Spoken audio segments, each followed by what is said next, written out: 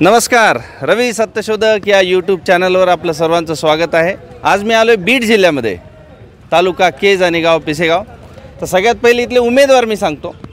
उमेदवार आहेत आपल्या पंकजाताई मुंडे, ज्या की स्वर्गीय गोपीनाथ मुंडे यांच्या कन्या आहेत। त्या मतदारसंघामध्ये 2009 साली गोपीनाथ मुंडे हे खासदार झाले होते। त्याच्यानंतर 2014 साली पण खासदार झाले होते। परत नंतर निवडणूक झाली त्यांच्या निधनामुळे आणि प्रीतमताई मुंडे इथल्या खासदार झाल्या। 19 मध्ये सुद्धा प्रीतमताई मुंडे खासदार होत्या। आता प्रीतमताई मुंडे यांच्या मोठ्या भगिनी पंकजाताई मुंडे यांना भारतीय जनता पक्षाकडून तिकीट मिळालेलं आहे आणि शरद पवार गट राष्ट्रवादी काँग्रेसकडून बजरंग बाप्पा सोनवणे ते ह्या केस तालुक्यातलेच आहेत। म्हणजे ही जी लढत आहे ही एक महाराष्ट्रातली फार महत्त्वपूर्ण लढत आहे। महाराष्ट्रातला हा फार महत्त्वाचा मतदारसंघ आहे। पंकजाताई मुंडेबद्दल तर तुम्हाला माहिती आहे। बजरंग बाप्पा सोनवणे हे फार गरीब घरातून आलेले आहेत। 2019 साली पण त्यांनी इथं निवडणूक लढवली होती, पण त्यांचा बजरंग बाप्पा सोनवणेचा मला वाटतं जवळपास 1.5 लाखांनी पराभव झाला होता। हो, आणि यावेळेस परत शरद पवार गटाकडून त्यांना तिकीट मिळालेलं आहे। तर आपण या पिसेगावमध्ये आता आलोत। आपण विचारू गावकरी काय म्हणतात, त्यांच्या सरकारबद्दल काय मत आहे। तर सांगा, नाव सांगा तुमचं। ओमकार रामप्रसाद माने, राहणार पिसेगाव। तर आता काय वाटतं सध्याची परिस्थिती, कुठल्या उमेदवार निवडून येण्याची शक्यता आहे? सध्याची परिस्थिती आता आरक्षणावर मुद्दा आहे। आरक्षणाला जे पाठिंबा देईन आम्ही त्यांना मतदान देणार आहोत। मग आता कोण पाठिंबा देत आहे? पंकजाताई देत आहेत का बजरंग बाप्पा देत आहेत? दोघांचे काही वाक्य असे आले? अजून फिक्स नाही झालेलं। जरांगी पाटील म्हणतील तसं आम्ही मतदान देणार आहोत। मतदान चला या तुम्ही मतदार सगळे सरकार सगळे पाहिलेत तुम्ही। सगळ्या मुलांपेक्षा तुमचा अनुभव जास्त आहे। काँग्रेस सरकार चांगलं होतं का भाजप सरकार चांगलं आहे? मोदींचं पहिल्यापासून भाजप चांगले, पहिल्यापासून भाजप। नाव भाजपचेच माणसं। नाव सांगा तुमचं। भगवान भाऊराव नेहरकर। नेहरकर भाजप पहिलेपासून चांगले। काँग्रेस कसं होतं पहिले? काय काँग्रेस मला माहिती सगळं माहिती आहे। इंदिरा गांधीने ज्याला कळंब तालुक्यात आलत्या त्याला सगळं माहिती आहे मला, इंदिरा गांधी पासून काय। मग पंकजाताई येणार का निवडून? चालेल चालेल, ठीक आहे। अजून कोणाचं मत? मोदी येणार, पंकजाताई येणार। मोदी पाहिजेत का? भाव मिळतो का शेतीला चांगला? मोदी सारखा तर माणूस नाही। शेतीला भाव मिळतो का चांगला? भाव नाही मिळाला तर गबाळ द्यायला ना सगळे 6,000 200, 300, 500, 1000, 5-5, 6,000 द्यायला चांगलं। या तुम्ही बोला, नाव सांगा। माझं फुलचंद साठे। फुलचंद साठे, बोला काय वाटतंय सरकारबद्दल, मोदी सरकारबद्दल? मोदी सरकार चांगलं आहे। चांगलं आहे सरकार। कशामुळे चांगलं? कारण काही कारण म्हणजे देश चांगला चालवतोय। काय कारणाला काय? बेरोजगारी काही मुद्दे नाहीत का? शेतमालाला भाव, बेरोजगारी चलतच असते। असं काय पहिल्या काँग्रेसच्या ह्याच्यात नव्हतं का? बेरोजगारी होतीच ना। होती नाही, आता म्हणतात सगळ्यात जास्त बेरोजगारी आहे। 30-40 वर्षाचा रेकॉर्ड तुटलेला आहे। नोकऱ्या नाहीत मुलांना। असं काय आहे का चित्र या भागामध्ये? नाही। एमपीएससी अभ्यास करतात मुलं, जागा निघत नाही, असं काय आहे का चित्र? जागा तर निघायला पहिले रिटायर झाल्याशिवाय आता कुठल्या जागा? पहिले रिटायर झाल्याशिवाय जागा निघणार। या साहेब या, असं थांबा, कॅमेरा दिसतो। नाव सांगा। नामदेव दौलतराव नेहरकर। नेहरकर, काय म्हणणं आहे तुमचं सरकारबद्दल या किंवा पंकजाताईंबद्दल? पंकजाताईबद्दल चांगलं मत आहे, वाईट नाही। पण ही इथं काय व्हायला लागले, कास्टिजम जास्त बोखाळायला लागला। म्हणजे नेते मंडळीच वरूनच करायला लागली सगळं।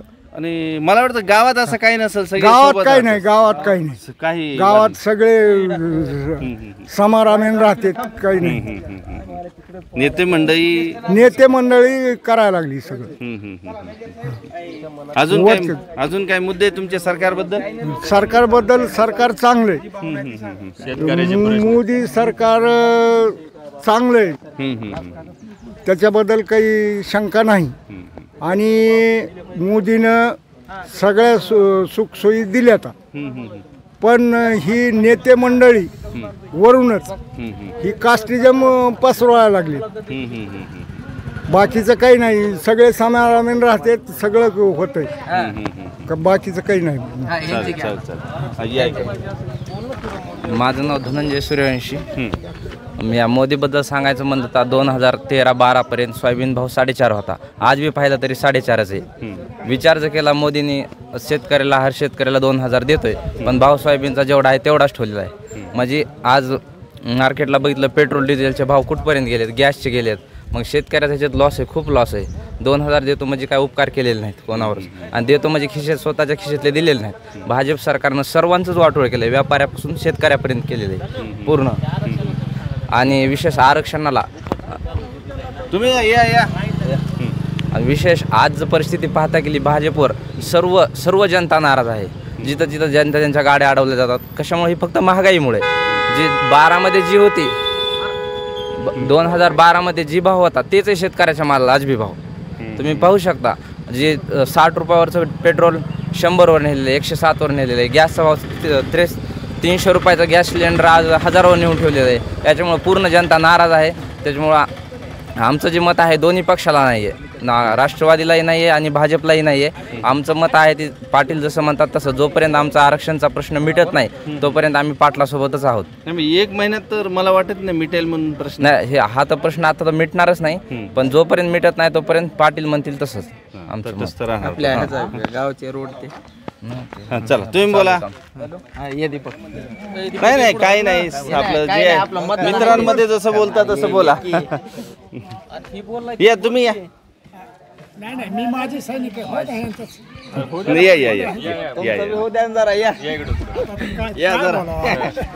तुमचं सरकारबद्दल मत काय? आपलं सरकार बदल आहे की जे तुम्ही ज्याचं मीठ खाता त्याला नीट करावं, हे म्हणणं माझं आहे. आणि ज्याची खाता पोळी त्याची वाजवावी टाळी म्हणणं माझं हे आहे. तर एवढंच गावकऱ्याला सांगणं आहे की बाबा आपण सर्वांनी एकजुटीनं आणि एक मिलापनं राहणं ही योग्य आहे. कुठलं सरकार चांगलं वाटतं आता, म्हणजे कुठलं आलं पाहिजे सत्तेत? सध्या सरकार तर तुम्हाला सांगतो नरेंद्र मोदीच आले पाहिजे. तुम्हाला शेतकऱ्याला पगार आता पत्र होती का? तुम्हाला निराधार आता पत्र होती का? हे जे सर्व चालू झालं ते अटल बिहारी वाजपेयीपासून झालं. मध्ये होते ना 10 वर्ष काँग्रेसवाले, मनमोहन सिंग. अरे काँग्रेसवाल्याचं तर नाव घेऊ नका. 290 रुपयावर आम्ही नोकरी केली. किती होता आम्हाला पगार? 290 रुपये. सुवर्ण मंदिरच्या टायमाला किती माझे जवान मेले. आणि पंतप्रधानचा आम्हाला हुकूम, जूता खोल के अंदर बडो, जूता खोल के अंदर बडो. 1984 साली सुवर्ण मंदिर, पंजाबचा विषय. पंजाब अमृतसर. हा, मग त्यावेळेला आमच्या जवानाचा किती बुकना वाजला. तुम्ही पंतप्रधान का आदेश दिला नाही की बाबा गोळी चालव? नाही, तो जुना विषय झाला खूप. आता मग आता नवा विषय म्हणलं तर नरेंद्र मोदी साहेबच आले पाहिजे. असं आहे का? जे टॅक्सेस लावलेत खतावर 18% शेतकऱ्याला टॅक्स लावणारे आतापर्यंतचे पहिलेच पंतप्रधान आहेत. याच्याबद्दल काय म्हणणं? 18% म्हणजे कुठलाही गरीब शेतकरी सुद्धा 1 लाखाचे खतं घेतो, त्याला त्याच्यावर 18,000 भरावं लागतात. म्हणजे ह्याचा हिशोब कसा निघायचा? आता तुम्ही जे म्हणजे आपलं आता मी तर तटस्थ आहे बरं का. म्हणजे आपल्याला काय की बाबा सरकारच्या ज्या चुका आहेत त्या जनतेपुढे मांडल्या पाहिजे. दुसरं पेट्रोल डिझेल 50-60 रुपयांचे द्यायचं ते 100 रुपयांनी. म्हणजे आज ट्रॅक्टरनी आपण जी शेती करतो तर त्याचे रेट वाढले ना सगळे. जे नांगरतो आपण ट्रॅक्टर, हे पण प्रश्न महत्त्वाचे आहे. दुधाचा प्रश्न आहे. दुधाचा तर म्हणजे तुमचं गाव केसच्या जवळ आहे, तुम्हाला पैसा दुधाचा मिळतो शहर जवळ असल्यामुळं. पण बाकीचे गाव लांब आहेत जिथे दुधाला भावच नाही. 22 रुपये, 25 रुपये, 30 रुपये लिटर. तर हे पण कुठेतरी आहेत मुद्दे. तर ठीक आहे, तुमचं म्हणणं मांडा. या अजून या कोणतरी म्हणणं मांडा. तुम्ही मांडा म्हणणं. पिसेगावचं नाव महाराष्ट्रात झालं पाहिजे, व्हिडिओ महाराष्ट्रभर गेली पाहिजे. बोला, मी धरतो. बोला, तुम्ही नाव सांगा. विशंभर दादाराव जगताप. ही शेतकऱ्याची पगारी घेतात. काय 500 रुपये, 1000 रुपये, 200 रुपये काय महिना आहे. ह्याच्यामध्ये शासन रुपया घ्यायले आणि 50 पैसे वाटा लागले. कशामध्ये घ्यायले? डिझेल पेट्रोल दुप्पट, खत बियाणे दुप्पट. मग ह्याच्यावरचं इन्कम टॅक्स शासनाला व्हायले आणि त्याच्याकडे आम्हाला वाटा लागले. वाटाले 50% आणि घ्यायला रुपया. मग कुठले उमेदवार? मग आता तुम्ही कुठल्या उमेदवाराकडून आहे? पंकजाताई मुंडे, बजरंग बाप्पा सोनवणे? सध्याच्या कंडिशनला आम्ही ही मराठी समाजाची माणसं आहेत. आम्ही मराठी समाजाची माणसं आहेत. आम्ही कुठल्या ना कुठल्या, राष्ट्रवादी नाही ना भाजप नाही, वाटलं तर आम्ही नोटावर करू. आम्हाला एकही मान्य नाही म्हणून नोटावर करू. चाल, अजून कोणी? या इकडून या. बोला, तुमचं म्हणणं मांडा. मुद्दा मांडा ना तुमचा. मुद्दा नाही काहीच. रोजचा आपला खर्च असतो रोजचं. म्हणजे फार महत्वाची गोष्ट आहे राजकारण, सरकार. म्हणजे आपल्या आपण जे काही अन्नाचा घास खातो त्याचा भाव पण सरकारच ठरवतं, म्हणून प्रत्येकासाठी महत्वाचा मुद्दा आहे. तुम्ही या या तुम्ही या तुम्ही नाही नाही कोणी बोललं तर जमते, काही सुद्धा नाही. चालेल तुम्ही या त्यांना बोला, मग सांगा ना, बोला या या सांगा, एवढंच सांगायचं. मोदी सरकारनं काहीच केलं नाही. पटकन या ना त्यांना. बोला बोला. काहीही असो, म्हणणं आमचं एवढं आहे की एवढे पढे लिखे लेकर झालेत, ऐकून घ्या.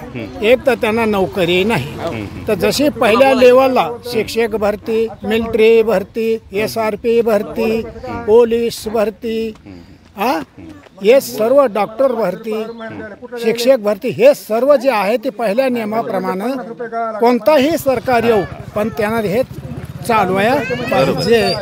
तर हे लेकर काय करतात, चोरी धंदा वडाळकी करू शकत नाही. जी मार्गाला लेकरू लागलं ते त्याचा मार्ग सोडित नाही आणि चांगल्या मार्गानं चालणार.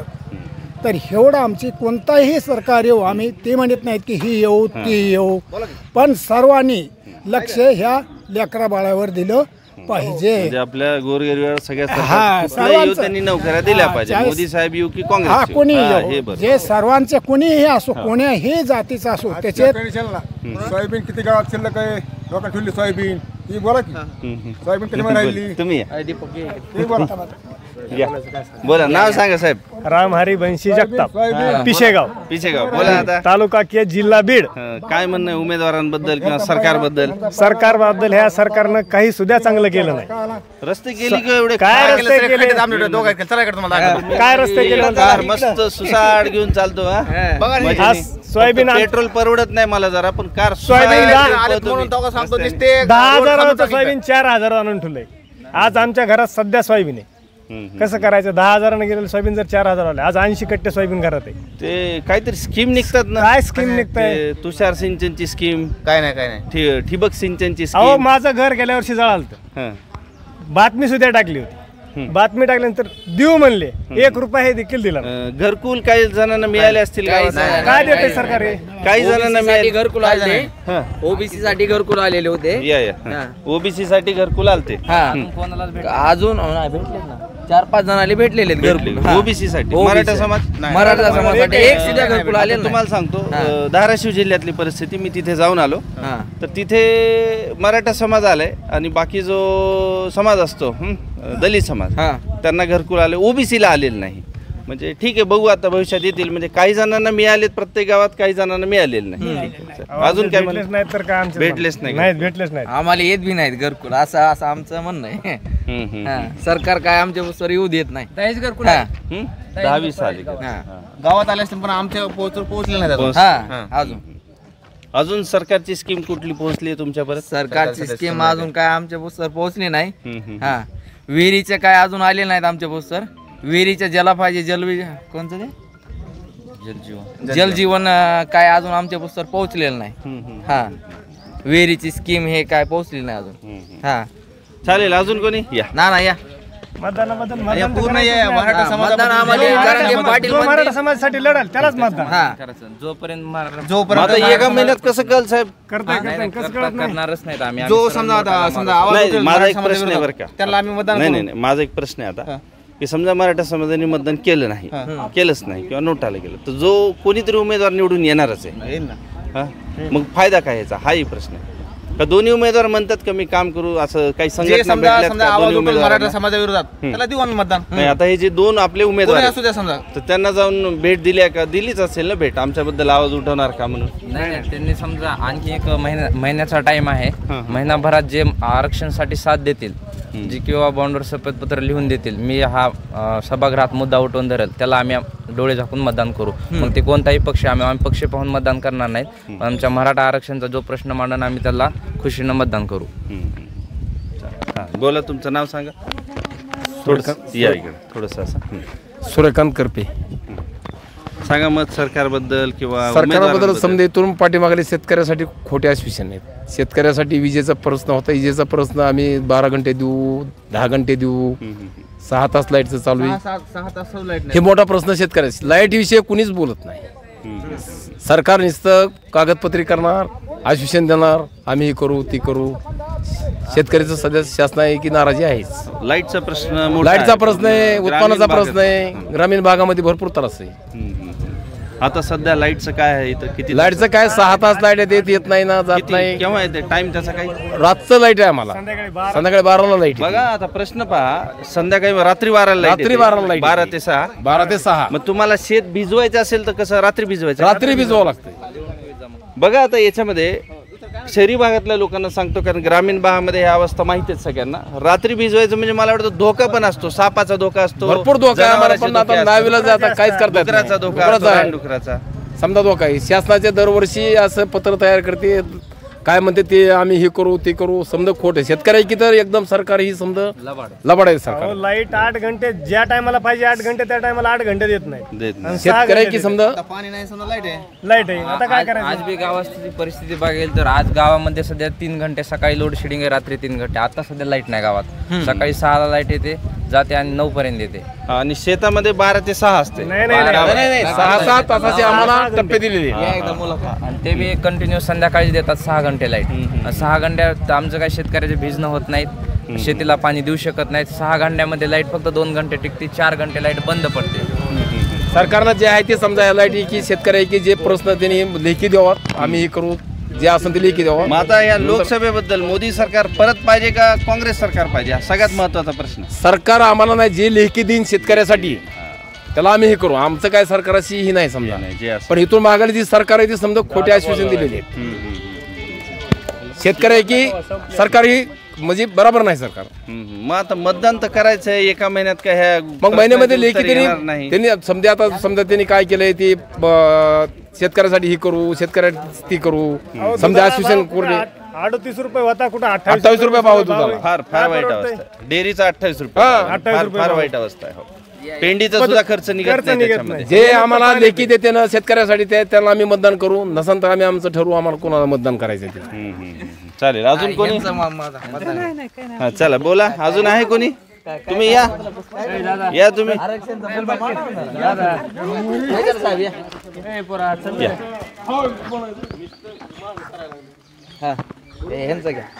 हा बोलणार कोणी?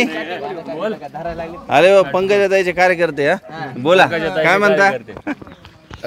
माझं नाव अंकुश चाटे. तर शासनानं थोडं शेतकऱ्याकडे लक्ष द्यायला पाहिजे. जे योजना आहेत त्या व्यवस्थित गाव पातळीपर्यंत राबवायला पाहिजे. कारण शासन योजना भरपूर काढतंय पण त्या गाव पातळीपर्यंत येत नाहीत. त्याचा शेतकऱ्याला फायदा होत नाही.